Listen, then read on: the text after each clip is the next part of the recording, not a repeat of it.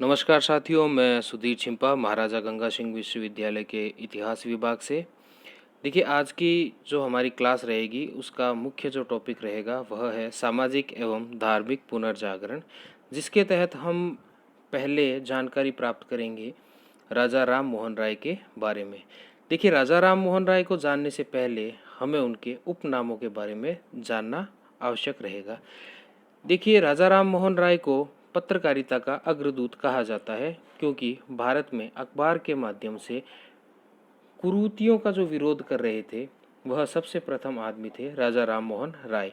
इन्हें भारतीय पुनर्जागरण का प्रभात सितारा कहा जाता है, क्योंकि पुनर्जागरण के काल में सबसे अग्रणी जिनका नाम आता है वह है राजा राम मोहन राय।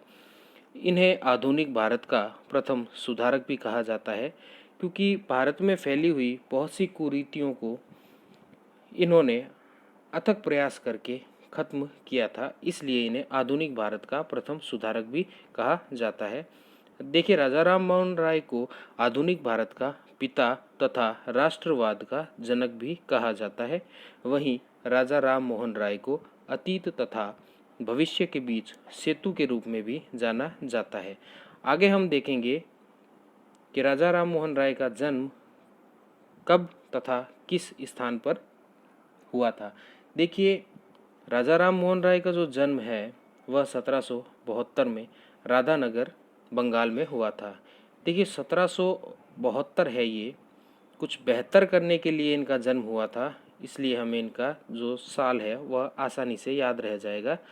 बहुत से काम थे जो उन्होंने बेहतरी से किए थे, इसलिए इनका जो साल आएगा वो 1772 आएगा। राधानगर बंगाल में इनका जन्म हुआ था। मुख्य रूप से इन्होंने जो विरोध किया वह था सती प्रथा का, बहुपत्नी प्रथा का तथा जातिवाद का।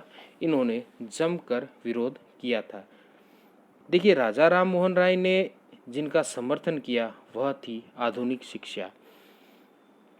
देखिए, राजा राम मोहन राय जो है वह अंग्रेजी शिक्षा से तथा ब्रिटिश जो शासन था उससे प्रभावित थे, तथा वह चाहते थे कि भारतीय जो है वह पश्चिमी सभ्यता से संपर्क में आए तथा वह वहाँ से ज्ञान की प्राप्ति करे, इसलिए उन्होंने आधुनिक शिक्षा का समर्थन किया था।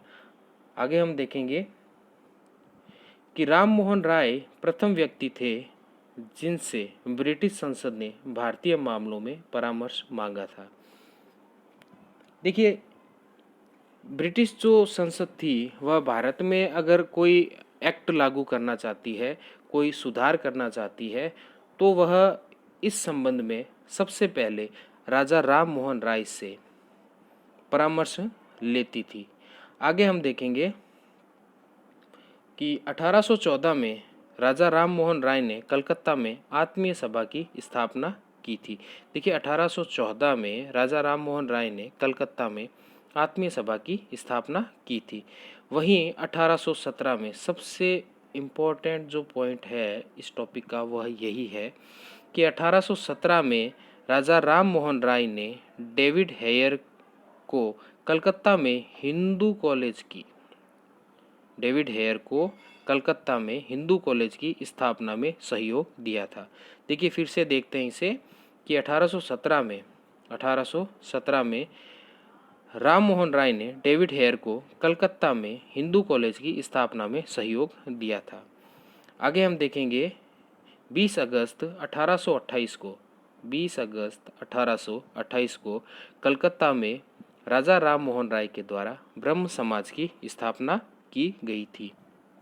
आगे हम देखेंगे कि राजा राम मोहन राय ने समाचार पत्र जो था उनका समाचार दर्पण तथा बंगदूत अखबार जो थे उनके माध्यम से सती प्रथा का घोर विरोध किया था, तथा इस संबंध में उन्होंने 1829 में विलियम बेंटिंग जो उस समय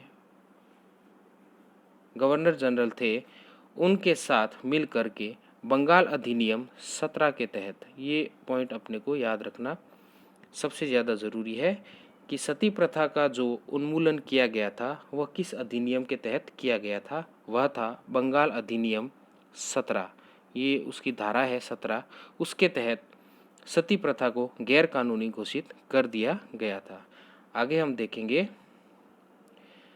देखिए मुगल सम्राट जो अकबर द्वितीय थे, उन्होंने अपनी पेंशन बढ़वाने के लिए, उन्होंने अपनी मुगल सम्राट जो अकबर द्वितीय है, उन्होंने अपनी पेंशन बढ़वाने के लिए राजा राम मोहन राय को राजा की उपाधि देकर, देखिए इससे पहले ये सिर्फ राम मोहन राय है, जब मुगल सम्राट अकबर द्वितीय इन्हें अपनी पेंशन बढ़वाने के लिए इंग्लैंड भेजेंगे तो वह इन्हें राजा की उपाधि देकर के भारत से इंग्लैंड के लिए रवाना करेंगे। फिर से देखते हैं इसे। मुगल सम्राट अकबर द्वितीय ने राम मोहन राय को राजा की उपाधि देकर के अपनी पेंशन बढ़वाने के लिए ब्रिटिश सम्राट विलियम चतुर्थ के दरबार में इंग्लैंड भेजा था। देखिए खास बात क्या है, वह है कि यूरोप की धरती पर पांव रखने वाले प्रथम भारतीय कौन थे? राजा राम मोहन राय। यूरोप जाने वाले प्रथम भारतीय राजा राम मोहन राय। यूरोप की जमीन पर प्रथम व्यक्ति जिन्होंने अपने पांव रखे वह थे राजा राम मोहन राय।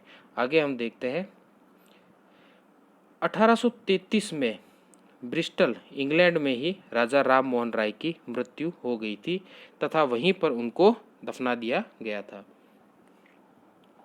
देखिए इनकी जो समाधि है वह ब्रिस्टल इंग्लैंड में ही बनी हुई है तथा उस समाधि पर हरिकेली नाटक के अंश लिखे गए हैं। देखिए हरिकेली जो है यह शिव पार्वती से संबंधित है। हरिकेली नाटक जो अजमेर का 2.5 दिन का झोंपड़ा है, जो पहले कंठावरण के नाम से एक संस्कृत पाठशाला थी, आज भी उसकी दीवारों पर हरिकेली नाटक के अंश लिखे हुए हैं। तो हरिकेली नाटक के जो अंश हैं वह 2 ही स्थानों पर है। पहला जो है वह है राजा राम मोहन राय की समाधि पर और दूसरा जो है वह है अजमेर के 2.5 दिन के झोंपड़े की दीवारों पर। आगे हम चलते हैं, देखते हैं कि राम मोहन राय जो है वह वैष्णव बंगाली थे। इन्होंने बांग्ला, संस्कृत, अरबी, फारसी, अंग्रेजी, हिब्रू, लैटिन आदि भाषाओं का अच्छा खासा ज्ञान था। देखिए राम मोहन राय जो है वो 1803 से लेकर के 1814 के बीच ईस्ट इंडिया कंपनी में नौकरी किया करते थे। राम मोहन राय के जो प्रमुख शिष्य थे वह थे द्वारकानाथ टैगोर। और देखिए द्वारकानाथ टैगोर जो है उन्हीं के 3 पुत्र थे। पहले सत्येंद्रनाथ टैगोर जो भारत के पहले ICS थे, फिर रविंद्रनाथ टैगोर और तीसरे जो थे वह थे देवेंद्रनाथ टैगोर, जिन्होंने आगे चल कर के आर्य समाज जो है उसको चलाया था। ये द्वारकानाथ टैगोर जो है वही हैं जिनके ये 3 पुत्र थे, सत्येंद्रनाथ टैगोर, रविंद्रनाथ टैगोर तथा देवेंद्रनाथ टैगोर। आगे हम देखेंगे राम मोहन राय के समाचार पत्रों के बारे में। देखिए राजा राम मोहन राय का जो समाचार पत्र है, सबसे पहले हम लेंगे उसमें संवाद कौमुदी, दूसरा आएगा समाचार चंद्रिका, तीसरा आएगा प्रज्ञा चांद, चौथा आएगा मिरातुल अखबार, फिर आएगा ब्रह्मोनिकल मैगजीन जो इन्होंने अंग्रेजी में प्रकाशित की थी, फिर आएगा बंगदूत। यह बांग्ला, फारसी तथा हिंदी तीनों भाषाओं में छापा जाता था। देखिए बंगदूत जो अखबार है उसकी खास बात यह है कि यह बांग्ला, फारसी तथा हिंदी तीनों भाषाओं में छपता था। आगे हम देखेंगे राजा राम मोहन राय की पुस्तकों के बारे में। सबसे पहली जो इनकी पुस्तक आती है वह है तूफात उल मुवाहिदीन, यानी एकेश्वरवादियों को उपहार, गिफ्ट टू मोनोथियस्ट। देखिए किताब एक ही है, नाम 3 है। अगर हम कहें इसको कि उर्दू में इसे क्या कहेंगे तो वह है तूफात उल मुवाहिदीन, हिंदी में इसे कहेंगे एकेश्वरवादियों का उपहार तथा अंग्रेजी में इसे कहा जाएगा गिफ्ट टू मोनोथियस्ट। अगली जो इनकी पुस्तक है वह है प्रिसेप्ट्स ऑफ जीसस, यानी ईसा के नीति वचन। ईसा ने जो अपने वचन दिए थे उसके आधार पर उन्होंने इस पुस्तक का निर्माण किया था। अगली पुस्तक इन्हें देखेंगे हिंदू उत्तराधिकार के नियम। किस प्रकार से उत्तराधिकार जो है वो पिता से पुत्र के पास और फिर उसके पुत्र के पास जाता है, और हिंदू उत्तराधिकार के जो नियम है वह किस प्रकार से है, यह इस पुस्तक में दर्शाया गया है। तो आज हमने जो देखा है वह राजा राम मोहन राय के बारे में था। अगला जो वीडियो आएगा उसके अंदर हम दयानंद सरस्वती और उसके अगले वीडियो में विवेकानंद के बारे में चर्चा करेंगे। देखिए, आज की वीडियो में जो हमने मैटर किया है उससे संबंधित अगर आपको कोई भी प्रश्न है या आपकी कोई शंका है तो आप मेरे व्हाट्सएप नंबर पे मुझसे पूछ सकते हैं, या मेरे जो कॉलिंग नंबर है उस पर आप कॉल करके अपनी शंका का समाधान कर सकते हैं। धन्यवाद।